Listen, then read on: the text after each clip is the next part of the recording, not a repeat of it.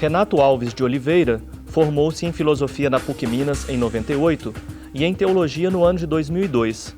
No ano seguinte, especializou-se em Teologia Pastoral. Em 2006, terminou seu mestrado também em Teologia com o título Imagem de Deus, uma visão cristã do homem em Juan Luis Ruiz de la Penha. Ainda investigando Ruiz de la Penha, Renato Alves iniciou sua tese de doutorado com o tema Uma perspectiva antropológica sobre a morte na teologia.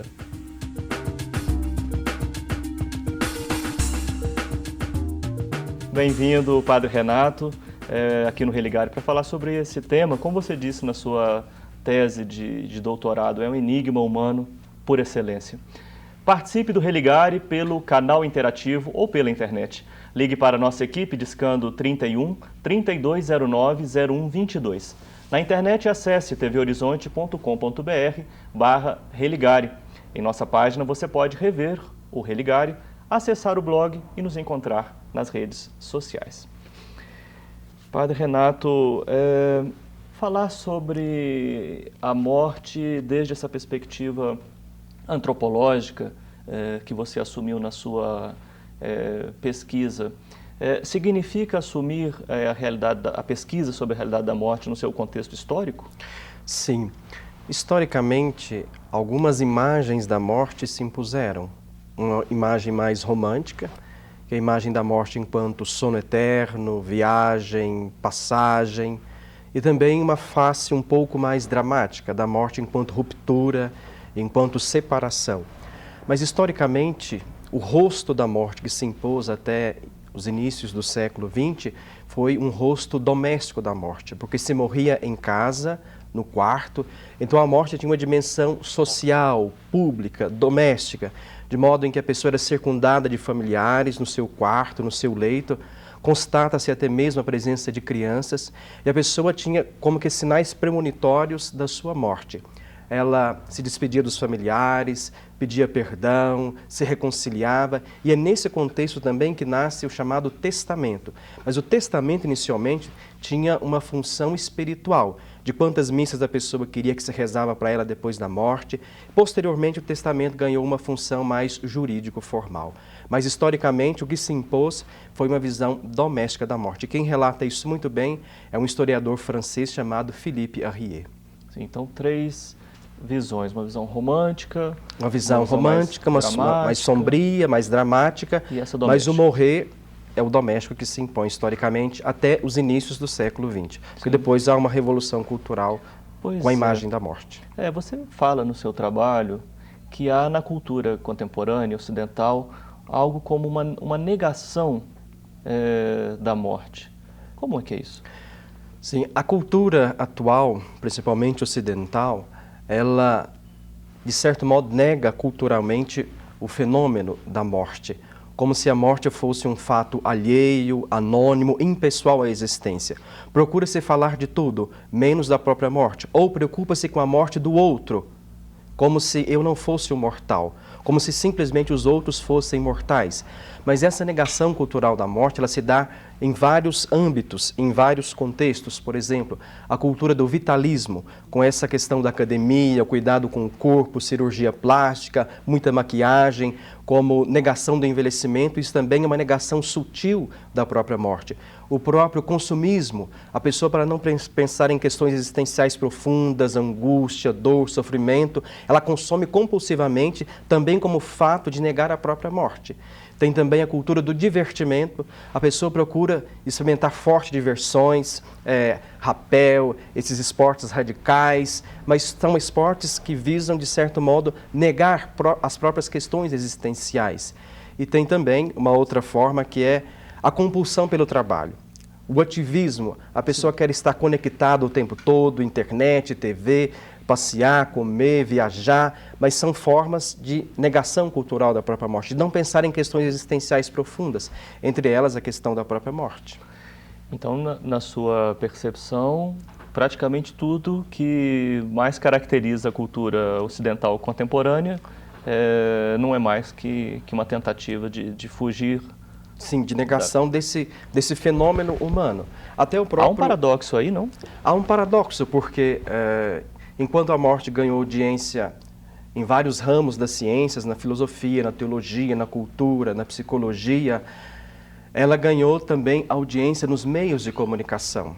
Então, se vê hoje, muitas mortes se proliferam nos meios de comunicação, na TV, no cinema, de modo que essa morte que é vinculada é uma imagem da morte muito distante, alheia, como se não fosse a minha morte. E essas imagens que passam da morte, elas são velozes, de modo que em seguida vem uma outra imagem e a pessoa já esquece daquela imagem anterior, mas é sempre uma imagem genérica, impessoal, distante, que não ajuda a própria pessoa a refletir sobre a sua própria morte. Sim, sim. Agora, você está colocando aqui essa posição, você é um estudioso sobre esse tema. Quem que você destaca assim como... são vários pensadores, né, que trabalham esse tema, mas quem que você destacaria nessa pesquisa sobre a morte? Pensadores que se destacaram, né, por essa pesquisa. Sim. Entre filósofos e teólogos, por exemplo, os teólogos têm o chamado Ladislau Boros, um teólogo húngaro, que ele deu uma grande contribuição para o pensamento da morte. Na teologia ainda católica tem Karl Rahner, que ofereceu uma contribuição significativa. Aqui no Brasil nós temos Leonardo Boff, que refletiu muito sobre esse tema. E no âmbito filosófico nós temos o filósofo alemão Martin Heidegger, nós temos o filósofo francês Sartre, entre outros. Mas desses autores, o que ofereceu uma contribuição mais significativa foi o filósofo alemão Martin Heidegger. Porque para Heidegger a morte é um constitutivo da existência. Quando Heidegger define o ser como um ser para a morte, significa que o ser humano ele está ordenado para a morte, que a morte ela pertence à constituição da própria existência, que o ser humano ele vive sujeito à morte. A morte exerce um domínio sobre a existência. Ela não é algo que ocorre no final da existência, mas todo o campo existencial ele é perpassado pela morte, de modo que aquilo que ocorre no final da existência é a efetivação de uma realidade iminente que estava presente em todo o curso da existência. E o filósofo define a morte como uma possibilidade certa, irrefutável e indeterminada. A morte é certa, a hora é incerta. Todos nós sabemos que vamos morrer, mas não sabemos quando. Mas essa verdade, ela é um constitutivo da minha existência. A minha existência é uma existência mortal. A morte pertence ao fundo mais profundo da minha existência. Quando você destaca o pensador Heidegger, um pensador contemporâneo, significa que antes de Heidegger, a morte não foi pensada nestes termos? Ele inaugura uma posição nova? Do ponto de vista antropológico, sim, porque o que Heidegger faz é interiorizar e humanizar a morte. Anteriormente, a morte era vista mais como separação de corpo e alma ou consequência do pecado original, mas o que Heidegger faz, e aqui está o seu contributo, é humanizar e interiorizar o fenômeno da morte.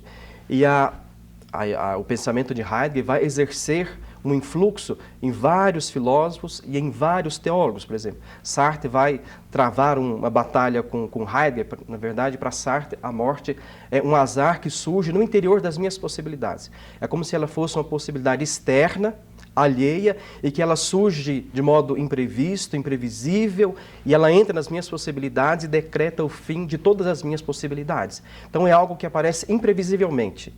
Já Heidegger tem uma visão muito mais interiorizada. Sim, ou seja, isso faz parte, né, da existência humana. Não é algo que me vem de fora. Que me vem de fora, mas que pertence à minha existência. Você comentou agora que, bom, antes então dessa posição interiorizada sobre a morte, nós tínhamos outras concepções. Eu gostaria pedir que você as comentasse. Não é? Por exemplo, ver a morte como uma separação corpo e alma. Sim. A posição de Heidegger inaugura também ou contribui para uma posição diferenciada no âmbito da teologia cristã sobre a morte? Sim. É porque antes se pensava a morte simplesmente como separação de corpo e alma, mas na verdade a morte era a morte do corpo, porque a alma escapava da prisão do corpo e o corpo era destinado ao sacrifício da morte. Então, a morte era justamente a descomposição, a desconstrução entre a unidade do corpo e da alma. E também no âmbito teológico você pensou, e até hoje se pensa, da morte como consequência do pecado original. Nesse sentido, a morte ela é causa. O pecado original, ele causa a morte, ou seja, a inimizade que Deus criou com Adão propiciou que a morte entrasse no mundo. E isso foi compreendido simplesmente como uma visão física da morte. Mas hoje se compreende a morte como causa do pecado original, mas no âmbito existencial, como a pessoa padece a morte na sua angústia, no seu sofrimento, na sua dor, não simplesmente no seu aspecto físico, mas como a pessoa morre. É aí que está a compreensão da morte como consequência do pecado original. E isso tem um consenso de vários teólogos, essa compreensão mais existencial, antropológica, pessoal, da compreensão da morte como causa do pecado original. Sim. No caso, o Catecismo da Igreja Católica, ele acompanha essa produção teológica mais recente? Não, para o catecismo, o pensamento tradicional, ainda a compreensão da morte como consequência do pecado original caminha mais no sentido físico da morte, não tanto espiritual, mas mais no sentido físico da morte. A morte física, ela é uma consequência do pecado original. Uma visão antropológica sobre a morte. Esse é o tema do Religare de hoje. Eu converso com o padre Renato Alves de Oliveira, da Arquidiocese de Belo Horizonte. Nós vamos para um breve intervalo e voltamos já.